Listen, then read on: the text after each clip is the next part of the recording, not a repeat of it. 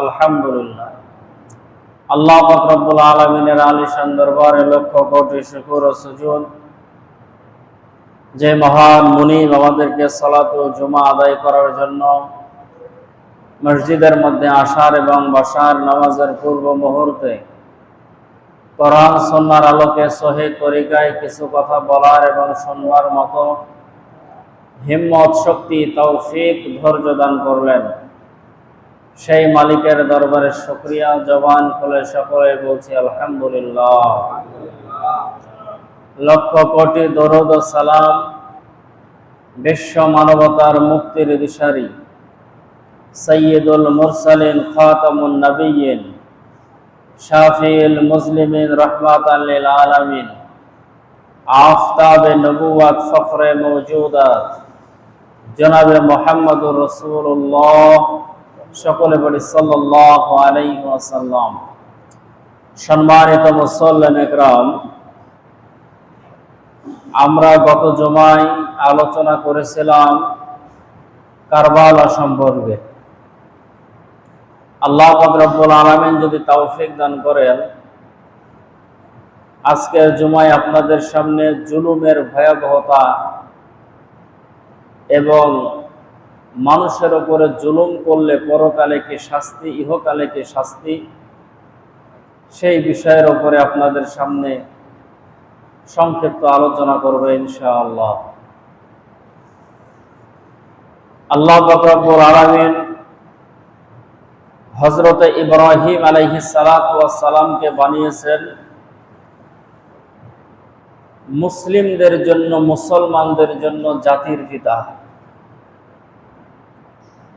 আল্লাহ তাআলা ইব্রাহিম আলাইহিস সালাতু ওয়াস সালামকে জাতির পিতা বানানোর পরে কোরআনুল কারীমের মধ্যে ঘোষণা দিলেন মিল্লাতে আবিকুম ইব্রাহিম।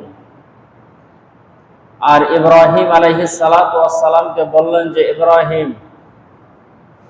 তোমাকে আমি মুসলিম জাহানের জন্য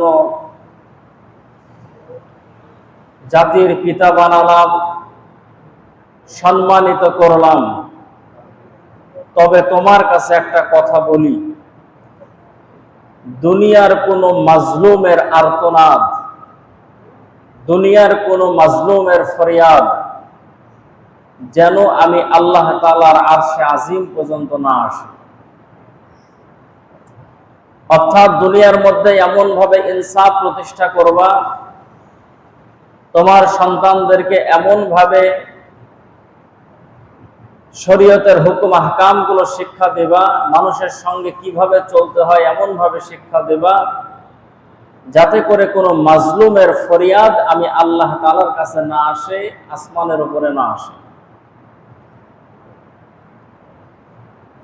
সম্মানিত মুসল্লিন ইকরাম, এখন যদি আমরা খেয়াল করি, আমাদের ব্যক্তি জীবন, পারিবারিক জীবন থেকে শুরু করে সামাজিক জীবন, রাষ্ট্রীয় জীবন, যার যত বেশি ক্ষমতা সে তত বেশি জালেম। যার যতটুকু ক্ষমতা আছে সেই ক্ষমতার বলে মানুষের ওপরে জুলুম করতে দ্বিধাবোধ করে না, চিন্তাও করে না যে দুনিয়ার মধ্যে এখন তার উপরে জুলুম করতেছি, এর শাস্তি দুনিয়ার মধ্যেই বা আমার কি হয়, বা পরকালে আল্লাহ পাক রব্বুল আলামিনের সামনে আমি কিভাবে দাঁড়াবো যে আমি তার শ্রেষ্ঠ মাখলুক, মানুষের সঙ্গে আশরাফুল মাখলুকাত, তার উপরে জুলুম করেছি। সম্মানিত মুসল্লিন ইকরাম, হাসরের ময়দানে আল্লাহ পাক রব্বুল আলামিন জুলুমের বিচার করবেন।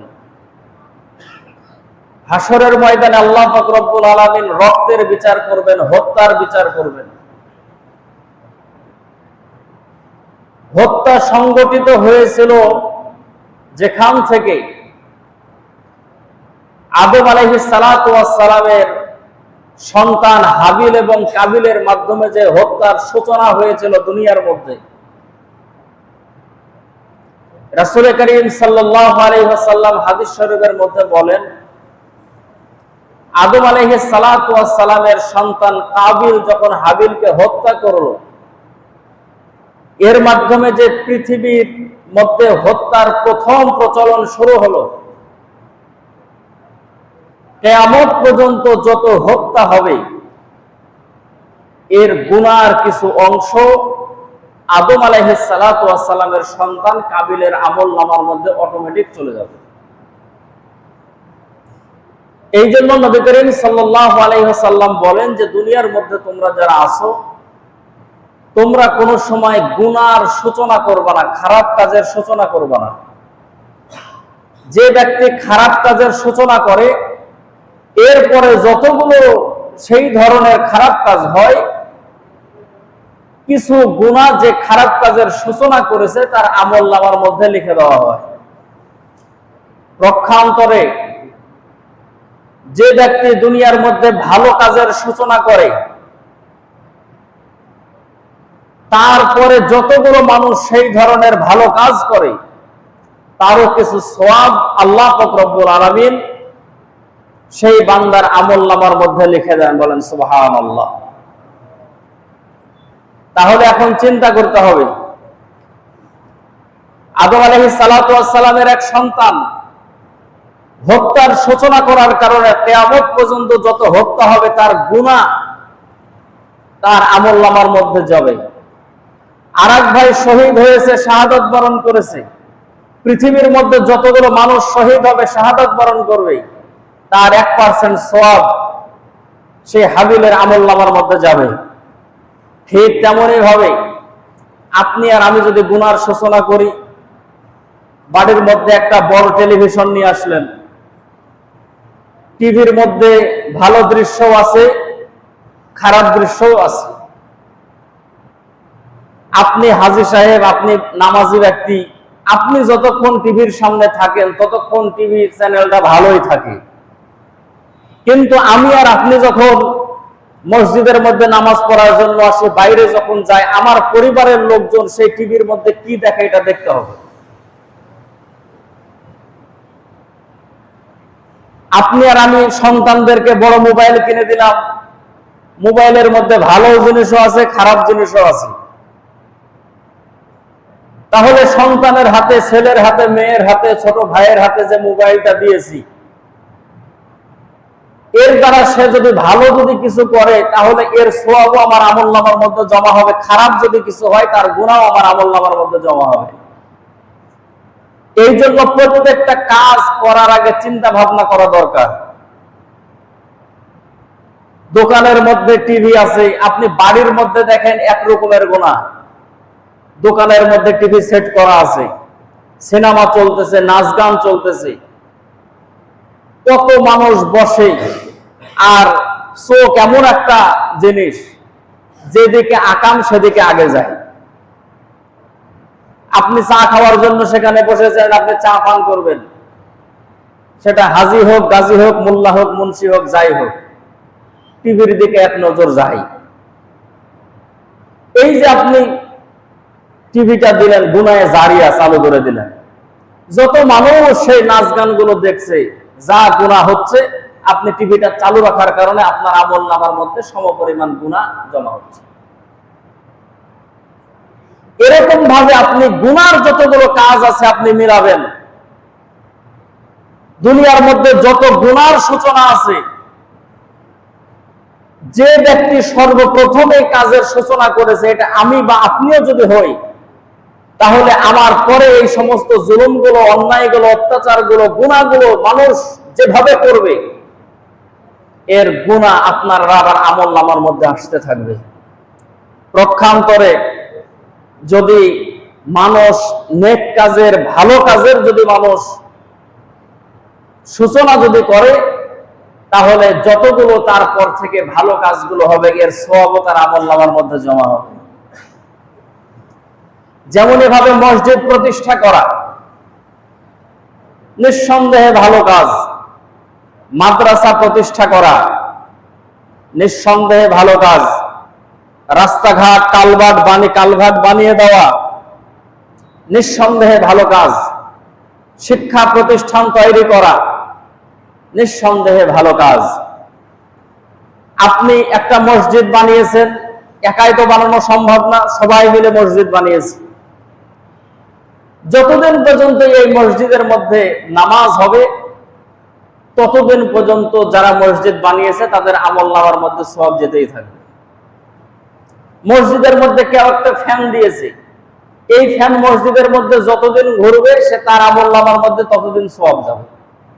মসজিদের মধ্যে কেউ 10টা ইট দিয়েছে, এই ইটের দেওয়াল যতদিন থাকবে তার আমলনামার মধ্যে ততদিন সওয়াব যাবে। এই মসজিদের মধ্যে যারা টাইলস দিয়েছে, যতদিন এই টাইলস থাকবে ততদিন তার আমলনামার মধ্যে সওয়াব যাবে।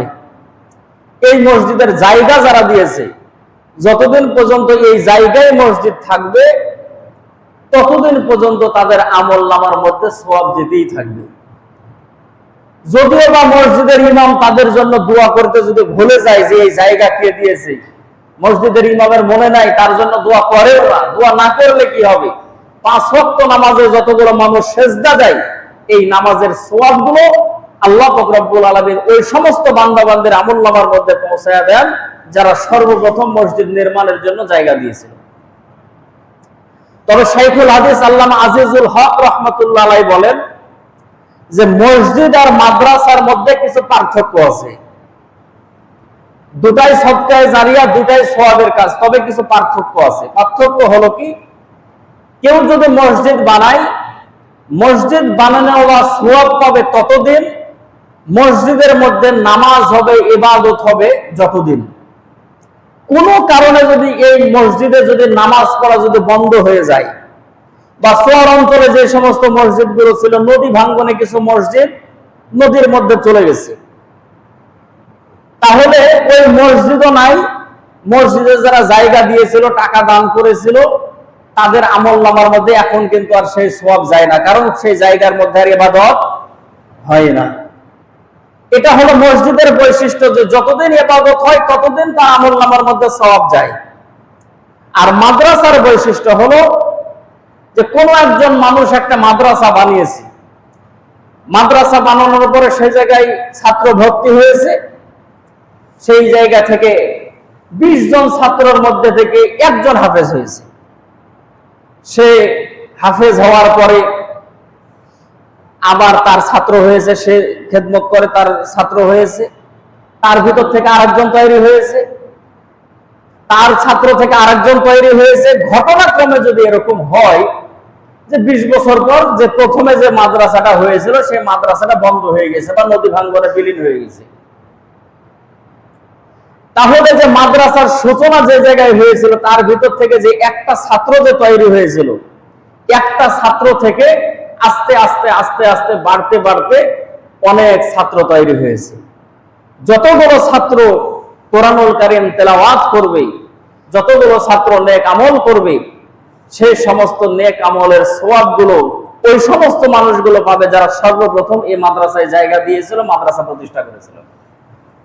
শুধু তাই নয়, শাইখুল হাদিস আল্লামা আজিজুল হক রাহমাতুল্লাহ আলাইহি বলেন যে আমি যে উস্তাদের কাছে লেখাপড়া করেছি, সর্বপ্রথম আমি যার কাছে লেখাপড়া করেছি, আমি একজন আজিজুল হক হয়েছি, আমার হাজারো ছাত্র আছে। আমি সর্বপ্রথম যে উস্তাদের কাছে, আমি সর্বপ্রথম যে আলিফ বা তা সা যার কাছে আমি পড়েছি, আমার এখন হাজার হাজার ছাত্র, তারা যে তেলাওয়াত করতেছে, পড়তেছে, হাদিস পড়াইতেছে, তাদের সওয়াবগুলো আমি যার কাছে পড়েছি তার আমলনামার মধ্যে চলে যাচ্ছে। তাহলে এইভাবে যদি আপনি হিসাব মেলান, তাহলে সর্বপ্রথম যিনি কোরআনুল কারীমের দর্স যিনি চালু করেছিলেন, সর্বপ্রথম যিনি কোরআনুল কারীমের শিক্ষা যিনি চালু করেছিলেন, তাদের আমলনামার মধ্যে কতগুলো সওয়াব জমা হয়। এজন্যই তো সিদ্দিক আকবর হযরতে আবু বকর রাদিয়াল্লাহু তাআলা আমলনামার মধ্যে দুনিয়ার সমস্ত মানুষগুলো যতগুলো ইবাদত করে, ইবাদতের কিছু অংশ হযরতে আবু বকর রাদিয়াল্লাহু তাআলা আমলনামার মধ্যে জমা হয়, কারণ তিনি সর্বপ্রথম পুরুষদের মধ্যে কালেমা পড়ে মুসলমান হয়েছিলেন, ইসলাম গ্রহণ করেছিলেন। সম্মানিত মুসল্লিয়ান একরাম, এই জন্য সব সময় ভালো কাজের সূচনা করা, ভালো কাজের সূচনা করলে নেক আমলনামার মধ্যে আসে। খারাপ কাজের যদি কেউ সূচনা করে তাহলে তার আমলনামার মধ্যে গুনাহ যেতেই থাকে। এই জন্য আপনার আমার জীবনে শিক্ষা হবে যে আমি সব সময় ভালো কাজ করার জন্য চেষ্টা করব, আমার দ্বারা যাতে করে আমার পরিবারের, আমার দ্বারা যাতে করে সমাজের, আমার দ্বারা যাতে করে দেশের কোনো ক্ষতি না হয়, আমার দ্বারা যাতে করে কোনো গুনার কাজ এলাকার মধ্যে চালু না হয়। আমি চেষ্টা করব আমার দ্বারা যাতে করে ভালো কাজগুলো এলাকার মধ্যে চালু হয়। আমি যদি একটা ভালো কাজ যদি করে যেতে পারি, তাহলে এর দ্বারা আল্লাহ পাক রব্বুল আলামিন হাশরে মাহশারে আপনার আমাকে মাফ করে জান্নাতের ফয়সালা করে দিতে পারে। সম্মানিত মুসল্লিন ইকরাম, তাহলে যে কথা বলতেছিলাম, নবী করিম সাল্লাল্লাহু আলাইহি ওয়াসাল্লাম হাদিস শরীফের মধ্যে বলেন যে নেক আমল করলে, নেক আমলের সূচনা করলে সেই সওয়াব আমলনামার মধ্যে জমা হয়, আর বদ আমলের সূচনা করলে সেই বদ আমলের গুনাহ তার আমলনামার মধ্যে জমা হয়। আর আল্লাহ পাক রব্বুল আলামিন ইব্রাহিম আলাইহিস সালাতু ওয়াস সালামকে বললেন যে ইব্রাহিম, তোমাকে আমি জাতির পিতা বানিয়েছি যাতে করে মাজলুমের কোনো ফরিয়াদ আমি আল্লাহ পাক রব্বুল আলামিনের কাছে না আসে, আসমানের উপরে না আসে, আমি আল্লাহ পাক রব্বুল আলামিনের আরশে আজিম পর্যন্ত না আসে। এখন আসেন, আমাদের সমাজ থেকে রাষ্ট্র পর্যন্ত যদি আজকে যদি আমরা তাকাই, মানুষ মানুষের উপরে কিভাবে যে জুলুম করে, এটা কথায় বলে বর্ণনা করে শেষ করা যায় না। নবী করিম সাল্লাল্লাহু আলাইহি ওয়াসাল্লাম জিহাদের ময়দানে সাহাবা কেরাম রাদিয়াল্লাহু তাআলা আনহুদেরকে তিনি কাতারবদ্ধ করতেছেন, সারিবদ্ধ করতেছেন। একজন সাহাবী বারবার কাতার থেকে বাঁকা হয়ে যায়। নবী করিম সাল্লাল্লাহু আলাইহি ওয়াসাল্লাম তার পেটের মধ্যে রাসূল সাল্লাল্লাহু আলাইহি সাল্লামের যে হাতের মধ্যে লাঠি ছিল সেটা দিয়ে একটা গুতা দিয়েছেন যে তুমি কাতারের মধ্যে সোজাভাবে দাঁড়াও। সাহাবী আল্লাহ রাসূল সাল্লাল্লাহু আলাইহি ওয়াসাল্লামকে বলতেছেন যে ইয়া রাসূলুল্লাহ, আমি পেটের মধ্যে বড় আঘাত পেয়েছি। নবী করিম সাল্লাল্লাহু আলাইহি ওয়াসাল্লাম নিজের জামাটা খুলে দিয়ে বললেন যে সাহাবী, তোমাকে আমি যেভাবে আঘাত করেছি ঠিক সেইভাবে তুমি আমার পেটের মধ্যে আঘাত করো। তুমি এই জিহাদের ময়দানে আসার পরে বলেছো যে তোমার শরীরের মধ্যে আঘাত লেগেছে, এই কথাটা জিহাদের ময়দান পর্যন্তই থাকুক, হাসরের ময়দানে তুমি আল্লাহ তাআলার সামনে দাঁড়িয়ে বলো না যে আমি মুহাম্মদ সাল্লাল্লাহু আলাইহি ওয়াসাল্লামের দ্বারা কষ্ট পেয়েছি।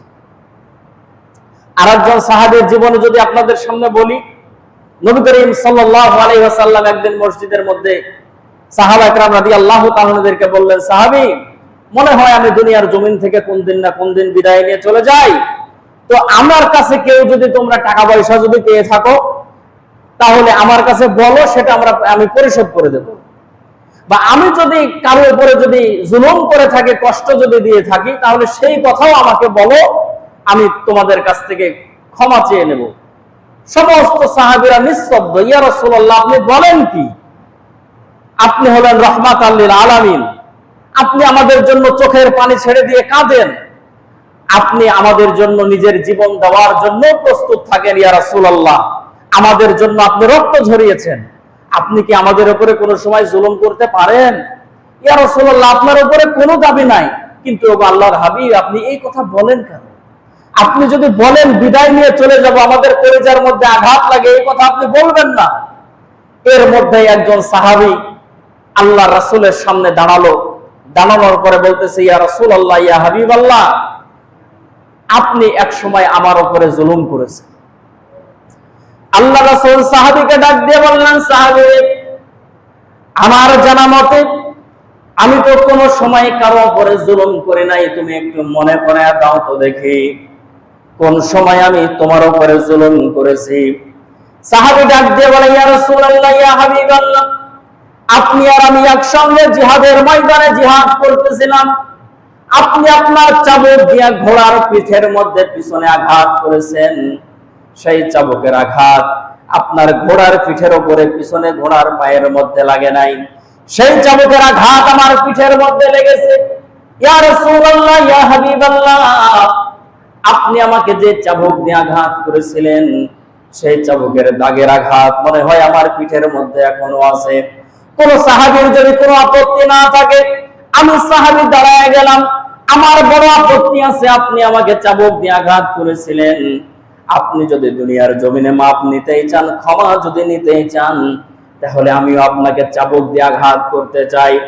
সমস্ত সাহাবীদের চোখের মধ্যে পানি টলটল করে, সাহাবীরা সেই সাহাবীর দিকে তাকায় ডাক দিয়ে বলতেছে, তোমার মুখ দিয়ে কি কথা বের হয়?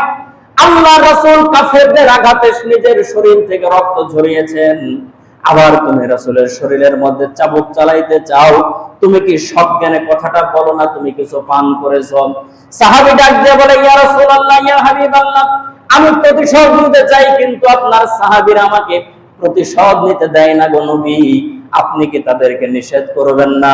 আল্লাহ রাসূল সমস্ত সাহাবীদেরকে ডাক দিয়ে বললেন, সাহাবীরা রে, তোমরা চুপচাপ করে বসে যাও, তোমাদের এখানে কথা বলার কোনো প্রয়োজন নাই, কারণ হাসরের ময়দানে আমার আমলনামা, আমার হিসাব আল্লাহ তাআলার সামনে আমাকে দিতে হবে, তোমাদের হিসাব তোমরা দেবা। অতএব আমার মুআমালাত মুআশারাত, দুনিয়ার জমিনের হিসাব নিকাশ দুনিয়ার জমিনে আমাকে মিটায় দিতে দাও, হাসরের ময়দানে মালিকের সামনে দাঁড়িয়ে হিসাব দেওয়া যাবে না। সাহাবী ডাক দিয়ে বলল, ইয়া রাসূলুল্লাহ, ইয়া হাবিবাল্লাহ, আপনি যে চাবুক দিয়ে আঘাত করেছিলেন সেই চাবুকটা আমার কাছে নাই, সেই চাবুকটা আপনার কাছেই আছে। আমার মনে চায় যে চাবুক দিয়ে আপনি আঘাত করেছিলেন সেই চাবুকটা দিয়ে আপনার শরীরে আঘাত করব। আল্লাহর রাসূল হযরতে হাসান এবং হুসাইন রাদিয়াল্লাহু তাআলা তাদেরকে ডাক দিয়ে বললেন, শোনো গো, তোমার মায়ের কাছে গিয়া বলো, আমার কলিজার টুকরা মেয়ে ফাতেমার কাছে গিয়া বলো, ফাতেমার ঘরে এখনো সেই চাবুকটা সংরক্ষিত আছে। হযরতে ফাতেমা জোহরা রাদিয়াল্লাহু তাআলা আনহার কাছে যাওয়ার পরে বলা হলো, আম্মা জান, আমার নানা জানের যে চাবুকটা আপনার কাছে সংরক্ষিত আছে, চাবুকটা দেন। দীর্ঘদিন পরে চাবুকের খোঁজ হওয়ার পরে হযরতে ফাতেমা জোহরা রাদিয়াল্লাহু তাআলা ডাক দিয়ে বলেন, বাবারা শোনো, কিসের জন্য তোমার নানা চাবুক চাই, কারণটা কি? দুইজন নাতি চোখের পানি ছেড়ে ডাক দিয়ে বলে, মা গো, আল্লাহর রাসূল আমাদের নানা মসজিদের মধ্যে ঘোষণা দিয়েছেন, নানা যদি মনের অজান্তে কারো উপরে কোনো জুলুম করে থাকে, এটার হিসাব যেন দুনিয়ার মধ্যে মিটায় দেওয়া হয়। একজন সাহাবী দাঁড়ায় গেছে, নানা নাকি কোন সময় জিহাদের ময়দানে এই চাবুক দিয়ে তার পিঠের মধ্যে মনের অজান্তে আঘাত করেছিল। সেই সাহাবী এখন চাই সেই চাবুক দিয়ে আমার নানার শরীরের মধ্যে, রাহমাতাল লিল আলামিন নবীর শরীরের মধ্যে আঘাত করবে। হযরত ফাতেমা জোহরা রাদিয়াল্লাহু তাআলা আনহা চোখের পানি ছেড়ে দিলেন। আল্লাহ পাক রব্বুল আলামিনের দরবারে দুইটা হাত তুলে দোয়া করেন, আল্লাহ, সাহাবীদের মধ্যে রাসূলের প্রতি কি এতটুকু ভালোবাসা, এতটুকু মহব্বত আপনি তাদের কলিজার মধ্যে দেন নাই? রাসূলের শরীরের মধ্যে আঘাত করার জন্য, চাবুক নেওয়ার জন্য আমার ঘর পর্যন্ত পাঠায়া দেয়। সন্তানদেরকে হযরতে ফাতেমা ডাক দিয়ে বলে, শোন, তোর নানা এই ইসলামের জন্য যতটা কষ্ট করেছে দুনিয়ার মধ্যে আর কেউ এত কষ্ট করে নাই।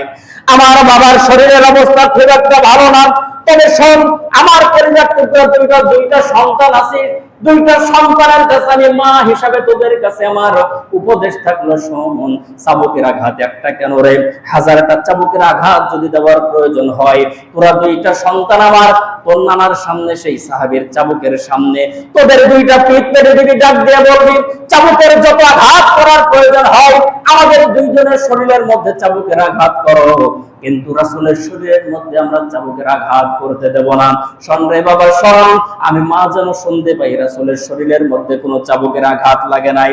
সন্তানগুলো চাবুক নিয়ে রাসূল করিম সাল্লাল্লাহু আলাইহি ওয়াসাল্লামের কাছে উপস্থিত হয়ে যায়। আল্লাহ নবী সাল্লাল্লাহু আলাইহি ওয়াসাল্লাম নিজের হাতে চাবুকটা নিয়ে ওই কাফেরকে ডাক, ওই সাহাবীকে ডাক দিয়ে বললেন, সাহাবীরে শোনো, এই যে নাও চাবুকটা নাও, তুমি আমার পিঠের মধ্যে আঘাত করো। সাহাবী ডাক দিয়ে বলতেছেন, ইয়া রাসূলুল্লাহ, ইয়া হাবিবাল্লাহ, আপনি যে সময় আমার পিঠের মধ্যে আঘাত করেছিলেন গো নবী, সেই সময় আমার পিঠের মধ্যে কোনো কাপড় ছিল না, আমার পিঠের মধ্যে কোনো জামা ছিল না, কোনো চাদর ছিল না। আপনি এখন শরীরের মধ্যে জুব্বা গায়ে দিয়েছেন।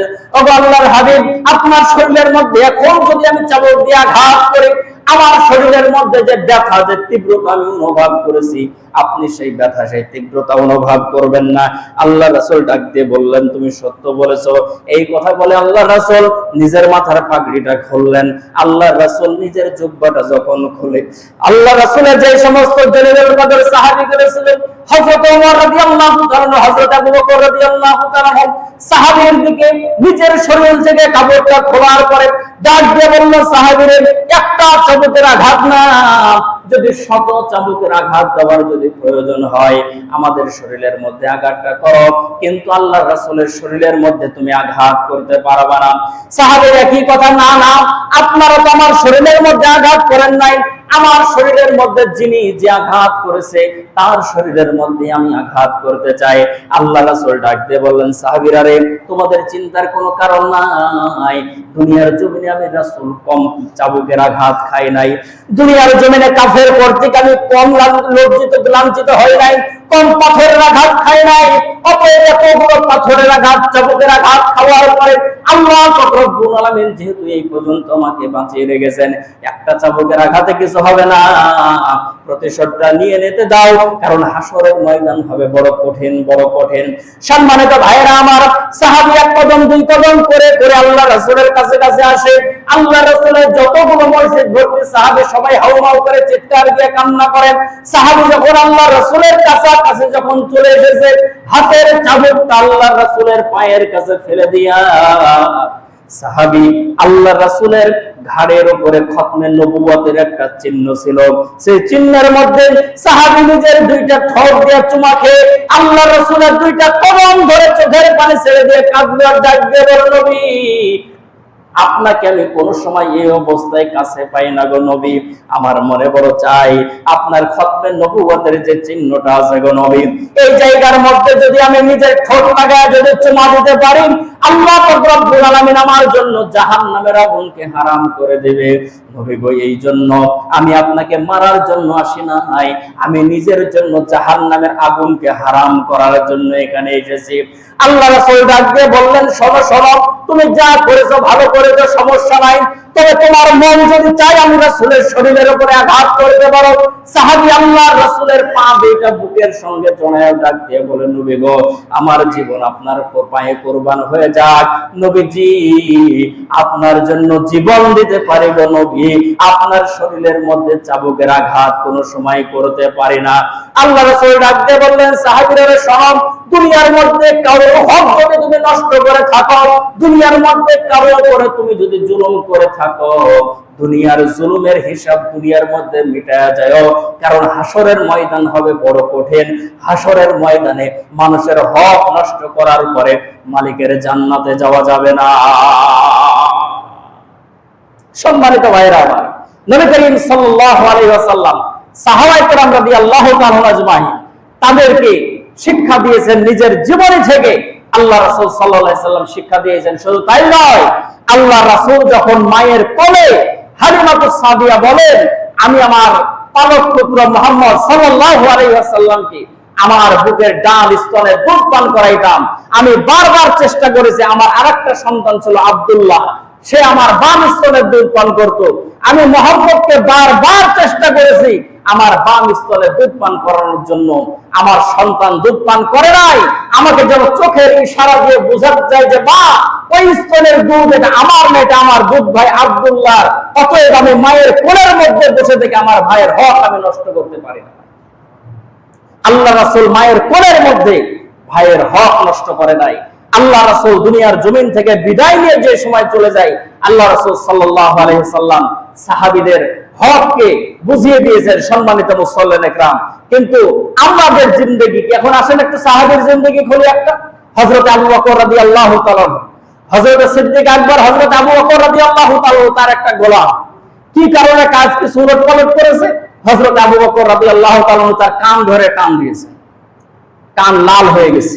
কিছুক্ষণ পর আবু বকর রাদিয়াল্লাহু তাআলা রাগটা কমে গেছে। কমে যাওয়ার পরে আবু বকর রাদিয়াল্লাহু তাআলা দুইটা হাতে গেড়ে দিয়ে গোলামের সামনে বসেছে, ডাক দিয়ে বলতেছে, গোলাম, তোমার উপরে তো আমি জুলুম করে ফেলেছি, তুমি যে এই কাজটা ভুল করেছিলে এটা তো মুখ দিয়ে বললেই হতো, কিন্তু তোমার কান ধরে যে আমি টেনেছি, অতএব তুমি কষ্ট পেয়েছো, তোমার কান লাল হয়ে গেছে, অতএব আমি আবু বকর বসে গেলাম, তোমাকে আমি যত জোরে তোমার কান ধরে টেনেছি, তুমি আমার কান ধরে তত জোরে টান দাও। হযরত ওমর রাদিয়াল্লাহু তাআলা সেই জায়গায় দাঁড়িয়ে আছে। হযরত ওমর রাদিয়াল্লাহু তাআলা সেই গোলামকে বলতেছে, গোলাম, তোমার মুনিব তোমাকে এই কথা বলে, তুমি কি বলতে পারো না যে আমি আপনাকে মাফ করে দিলাম?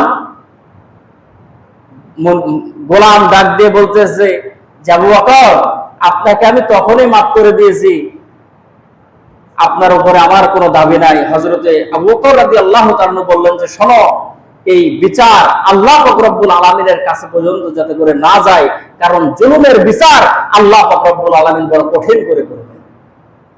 হযরত আবু বকর রাদিয়াল্লাহু তাআলা বললেন যে শোনো ভাই ওমর, আল্লাহ রাসূল সাল্লাল্লাহু আলাইহি ওয়াসাল্লাম যেমন ভাবে ইনসাফ প্রতিষ্ঠা করেছেন, ওই সাহাবীরা যেভাবে বলেছিল ইয়া রাসূলুল্লাহ, জিহাদের ময়দানে যখন চাবুকের আঘাত লেগেছিল তখনই আপনাকে আমি মাফ করে দিয়েছি, আপনার উপরে আমার কোনো রাগ নাই, আমি কোনো সময় কোনো প্রতিশোধ নেওয়ার জন্য আসে নাই, আমি এসেছিলাম আমার জন্য জাহান্নাম হারাম করার জন্য।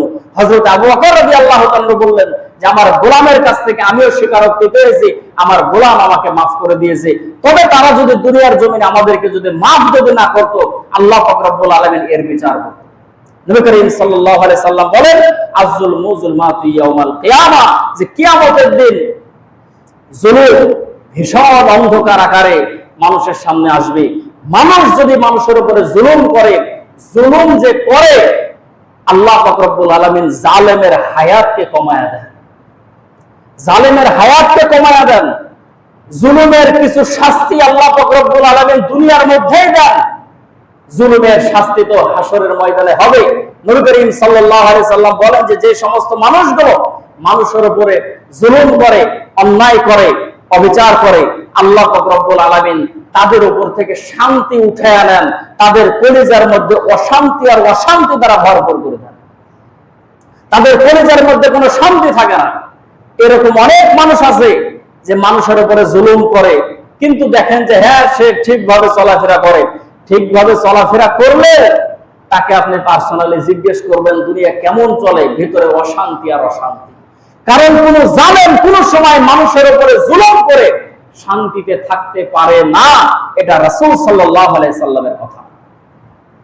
এই জন্য সম্মানিত মুসল্লিয়ান ইকরাম, নবী করিম সাল্লাল্লাহু আলাইহি সাল্লাম হাদিস শরীফের মধ্যে বলেন যে কয়েক শ্রেণীর মানুষ আছে, তাদের দোয়া আল্লাহ পাক রব্বুল আলামিনের কাছে বিনা বাধাতে পৌঁছে যায়, কবুল হয়ে যায়। তার মধ্যে একটা হলো মাজলুমের দোয়া, যে মাজলুম যখন জালেম কর্তৃক মাজলুম যখন আক্রান্ত যখন হয়, তখন যে দোয়া আল্লাহ পাক রব্বুল আলামিনের সামনে করে, তা আল্লাহ পাক রব্বুল আলামিন সঙ্গে সঙ্গে সেই মাজলুমের দোয়াকে কবুল করে নেয়। সম্মানিত মুসল্লিয়ান ইকরাম, আমাদের সমাজে, আমাদের দেশে আজকে ওই যে বললাম যার যত বেশি ক্ষমতা সে তত বেশি জালেম, মানুষের উপরে জুলুম করতে মানুষ দ্বিধাবোধ করে না। তবে একটা কথা বলবো, আজকে আমাদের দেশের পরিস্থিতি যদি আপনারা যদি দেখেন, এখন সবকিছুর খবর আমাদের হাতের নাগালে পাওয়া যায়। মানুষ মানুষের উপরে কি পরিমাণের জুলুম করে, মানুষ মানুষের উপরে কি পরিমাণে অত্যাচার করে, মানুষ হয়ে মানুষকে হত্যা করতেও দ্বিধাবোধ করে না। একজন মানুষ হয়ে আরেকজন মানুষের বুকের উপরে পাথর মেরে দুনিয়ার জমিন থেকে তাদেরকে হত্যা করছে, দুনিয়ার জমিন থেকে তাদেরকে বিদায় করছে। আমাদের দেশের মধ্যে যদি ইসলামের হুকুম বিধান যদি কায়েম থাকতো, যেভাবে মানুষকে পাথর মেরে হত্যা করা হলো, ঠিক সেইভাবে যে হত্যাকারী তাকেও পাথর মেরে হত্যা করা হলো। সম্মানিত মুসল্লিয়ান ইকরাম, নবী করিম সাল্লাল্লাহু আলাইহি ওয়াসাল্লাম হাদিস শরীফের মধ্যে বলেন যে একজন মুসলমানের দাম, একজন মুমিনের দাম আল্লাহ পাক রব্বুল আলামিনের কাছে এত বেশি, এত বেশি যে আল্লাহ পাক রব্বুল আলামিন নবীজি সাল্লাল্লাহু আলাইহি সাল্লামকে জানিয়েছেন যে নবীজি একজন মুমিনের দাম আমি আল্লাহ পাক রব্বুল আলামিনের কাছে এত বেশি যে কোন মানুষ যদি একজন মুমিন ব্যক্তিকে, একজন মুসলমানকে যদি অন্যায় করে যদি হত্যা করে, তো তামাম দুনিয়ার মানুষ মিলে যদি একজনকে যদি হত্যা করে, তাহলে আল্লাহ পাক রব্বুল আলামিন যতগুলো মানুষ হত্যা করেছে তাদেরকে জাহান্নামের মধ্যে দিতে আমি আল্লাহ তাআলা পাওয়া করি না। সম্মানিত মুসল্লিয়ান ইকরাম, আজকে আমাদের দেশের অবস্থা কি, আজকে আমাদের সমাজের অবস্থা কি, আজকে আমাদের এলাকার অবস্থা কি? মানুষ হয়ে মানুষের উপরে জুলুম, অন্যায়, অত্যাচার, অবিচার, মানুষ হয়ে মানুষকে খুন করতেও দ্বিধাবোধ করে না, মানুষ হয়ে মানুষকে হত্যা করতেও দ্বিধাবোধ করে না, মানুষ হয়ে মানুষের উপরে যেভাবে জুলুম করতেছে, অন্যায় করতেছে, অবিচার করতেছে, সম্মানিত মুসল্লিয়ান ইকরাম, এর বিচার দুনিয়ার জমিনেও হবে, এর বিচার আল্লাহ পাক রব্বুল আলামিনের কাছে আরশে আজিমে হাসরের ময়দানে আল্লাহ পাক রব্বুল আলামিনের কাছেও হবে। নবী করিম সাল্লাল্লাহু আলাইহি সাল্লাম বলেন, যারা দুনিয়ার মধ্যে মানুষকে হত্যা করেছে অন্যায়ভাবে, যারা দুনিয়ার মধ্যে মানুষদেরকে হত্যা করেছে অন্যায়ভাবে, যাকে হত্যা করা হয়েছিল হাসরের ময়দানে খুনিকে তার মাথার চুল ধরে আল্লাহ পাক রব্বুল আলামিনের আরশে আজিমের সামনে নিয়ে এসে উপস্থিত করা হবে। আল্লাহ পাক রব্বুল আলামিনের সামনে সেই ব্যক্তি তুলে ধরবে আর বলবে যে মালিক, আমাকে সে হত্যা করেছিল, কি জন্য হত্যা করেছিল বলেন তো দেখি, আমাকে সে দুনিয়ার মধ্যে কি কারণে হত্যা করেছিল? যে হত্যা করেছে সে কোনো কিচ্ছু বলতে পারবে না। আল্লাহ তাআলার সামনে কি বলবে যে আমি চাঁদা চাইতে গেছিলাম, আমাকে দেয় না, এই কারণে তাকে হত্যা করেছি। আমি ওর দোকানে চাঁদাবাজি করতে গেছিলাম, সে চাঁদার টাকা দেয় নাই, এই জন্য আমি হত্যা করেছি। এটা মালিকের সামনে কি বলার মতো সাহস আছে নাকি? সম্মানিত মুসল্লিয়ান একরাম, কোন ধরনের সে উত্তর দিতে পারবে না যে কিসের কারণে সে নিরীহ মানুষের উপরে আক্রমণ করেছে, হত্যা করেছে, তার রক্ত ঝরিয়েছে, বলতে পারবে না। সে বলবে আমার বিবিকে কিসের জন্য বিধবা করলো, আমার সন্তানদেরকে কেন এতিম করলো, আমার মা বাবাকে কেন সন্তান হারা করলো। আল্লাহ পাক রব্বুল আলামিন বলেন, নবী করিম সাল্লাল্লাহু আলাইহি সাল্লাম বলেন যে আল্লাহ তাআলা সে সময় সেই খুনিকে যে হত্যা করেছে তাকে বলবেন ফেরেশতাদেরকে যে তাকে ধরো, জাহান্নামের মধ্যে ফেলো, জাহান্নামের মধ্যে তাকে ফেলা হবে। নবী করিম সাল্লাল্লাহু আলাইহি সাল্লাম বলেন যে সে জাহান্নামের এত তলে, এত গভীরে চলে যাবে। নবীজি সাল্লাল্লাহু আলাইহি সাল্লাম বলেন ৭০,০০০ বছরের রাস্তা যতদূর, ততদূর পর্যন্ত গভীরে সে জাহান্নামের নিচে চলে যাবে। এই জন্য আজকের জুমা থেকে আপনাদের কাছে আহ্বান থাকবে, অনুরোধ থাকবে, মানুষ হয়ে মানুষের উপরে কোনো সময় জুলুম করবেন না। মানুষ হয়ে পশু পাখির উপরে, অন্যান্য মাখলুকাতের উপরে কোনো সময় জুলুম করবেন না। মানুষ হয়ে মানুষকে হত্যা করা, মানুষ হয়ে মানুষকে গালি দেওয়া, এটা তো বহু দূরের কথা। এখন আমাদের অনেকের চিন্তা ভাবনা যে হুজুর আমরা তো চাঁদাবাজিও করি না, আমরা মানুষের ওই দিকে যাইও না। একটু চিন্তা করেন তো দেখি, যারা বিয়ে করেছেন স্বামী হিসাবে আপনি কেমন? আপনি স্বামী হিসাবে কি আপনার স্ত্রীর উপরে কি জুলুম করেন? আপনি বাবা হিসাবে কেমন? আপনি বাবা হওয়ার পরে কি আপনার সন্তানদের উপরে জুলুম করেন? আপনি ভাই হিসাবে কেমন? ভাই হওয়ার পরে কি আপনি আপনার ভাই বোনের উপরে কি জুলুম করেন? এই হিসাবটা একটু মিলাতে হবে। আমরা যদি হিসাব যদি মিলাই, আমি আপনারা সকলেই কোনো না কোনো ভাবে জালেম হয়ে আছি, যে নিজের বোনের হক নষ্ট করেছি, ভাইয়ের হক নষ্ট করেছি, স্ত্রীর হক নষ্ট করেছি, সন্তানের হক নষ্ট করেছি, কোনো না কোনো ভাবে আল্লাহ তাআলার আদালতের আমরা আসামি হয়ে আছি, কোনো না কোনো ভাবে আমরা আসামি হয়ে আছি। দুনিয়ার মুআমালাত, দুনিয়ার মধ্যে যদি আমরা মিটায় যদি যাই, হাসরের ময়দানে আল্লাহ পাক রব্বুল আলামিন এই সমস্ত জিনিসগুলো মাফ করবেন না, এই সমস্ত জিনিসগুলো মাফ করবেন না। মানুষ হয়ে আমরা যারা মানুষের সঙ্গে খারাপ আচরণ করেছি, যে আমি আপনাকে গালি দিয়েছি, আপনাকে আমি গালি দিলাম, আপনাকে আমি মারধর করলাম, আর মসজিদে আসার পর আমি আল্লাহ তাআলার কাছে দোয়া করলাম যে আল্লাহ আপনি রহমান, আপনি গফফার, আপনি সাত্তার, আপনি আমাকে মাফ করে দেন। সম্মানিত মুসল্লিন একরাম, থাপ্পড় মারলাম একজনের গালে আর আল্লাহ তাআলার কাছে মাফ চাইলাম। আল্লাহ তাআলা বলেন যে বান্দা, এই মাফ আমি আল্লাহ তাআলা করব না, যাকে তুমি কষ্ট দিয়েছো তার কাছ থেকে আগে মাফ চাও, তারপরে আমি আল্লাহ তাআলা তোমাকে মাফ করব। সম্মানিত মুসল্লিন একরাম, এই জন্য আমরা রাজনৈতিক বিবেচনায় এক একজন এক এক দল করতে পারে, সবার স্বাধীনতা আছে, কোনো সমস্যা নাই। তবে মানুষ হিসাবে একজন মানুষ অপর মানুষকে সম্মান, শ্রদ্ধা, ভক্তি, মহব্বতের যাতে করে কোনো ত্রুটি না হয়। এক জায়গায় লেখা দেখেছিলাম যে যেই তুমি দলের নেতার লিডারের কথা শোনার পরে, যে নেতার লিডারের কথা শোনার পরে তুমি তোমার প্রতিবেশীর সঙ্গে খারাপ ব্যবহার করো, তুমি তোমার গ্রামের মানুষের সঙ্গে, এলাকার মানুষের সঙ্গে খারাপ ব্যবহার করো, তুমি এখনই মারা যাও। তোমার ওই নেতা ঢাকাতে বসে থেকে ফেসবুকে শুধু একটা শোক বার্তা দিতেও পারে, নাও পারে। তোমার জানাজার কাজ, দাফন কাফনের কাজ তোমার এলাকার মানুষই করবে। কথা বলা ঠিক না? আমরা তো এক সময় খোলামেলা কথা বলতে পারি নাই, আমাদেরকে দিয়ে ঠিক জানাজা পড়াই রয়েছে। কিন্তু আমরা যদি কোনো হক কথা যদি বলেছি, কোনো অন্যায়ের প্রতিবাদ যদি করেছি, সর্বপ্রথমে মসজিদ থেকে গোদাগাড়ি থানার কল চলে গেছে যে আজকে হুজুর এই বক্তব্য দিয়েছে। গোদাগাড়ি থানার ওসির জায়গায় বসে থাকতো না, এই গ্রামের মানুষের কল দেওয়া ওসির জানাইতো। সম্মানিত মুসল্লিন একরাম, এই জন্য মানুষ আমার উপরে জুলুম করতেই পারে, তাই বলে যে আমি তার উপরে জুলুম করব বিষয়টা তা না। আমরা একে অপরের প্রতি সৌহার্দ্যপূর্ণ আচরণ করব, ভালোবাসা, মহব্বত, হৃদ্যতা দিয়ে আমরা একে অপরের সঙ্গে ভালোভাবে চলবো। কোনো সময় কারো উপরে জুলুম করব না, অন্যায় করব না, অবিচার করব না। সেটা আমার গ্রামের মানুষ হোক, সেটা আমার পরিবারের মানুষ হোক, সেটা আমার দেশের মানুষ হোক, সে তাকে আমি চিনি বা আমরা না চিনি। বলেন ইনশাআল্লাহ। আল্লাহ পাক রব্বুল আলামিন ভুল এবং ত্রুটিগুলো মাফ করে সঠিক কথাগুলো অনুযায়ী আমল করার তৌফিক দান করুন। বলেন আমিন।